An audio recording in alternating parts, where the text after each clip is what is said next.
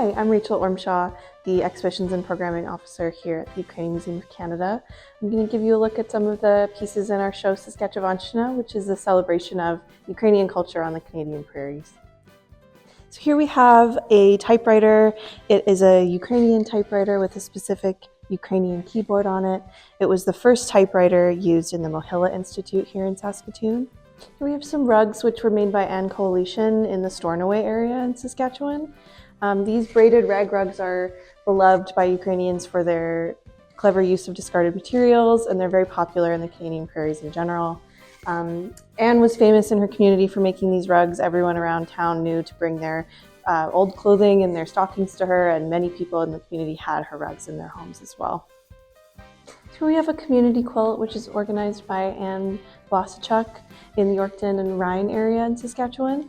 You can see a lot of different styles of embroidery in the quilt.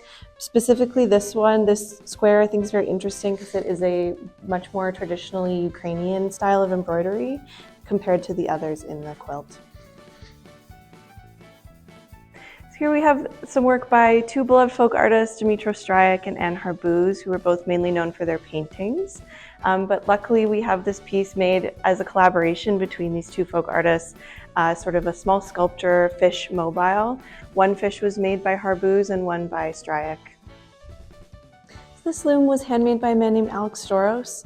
Storos came to Canada in 1928 from Ukraine and grew up in Stornoway, Saskatchewan. He made this loom 40 years later, completely based off of his memory of his childhood loom in Chernivtsi. You can see he still has some of his weaving that he left on here. Thanks for taking a look at some of these pieces with me. Saskatchewanshchyna will be up until early February. Please come down and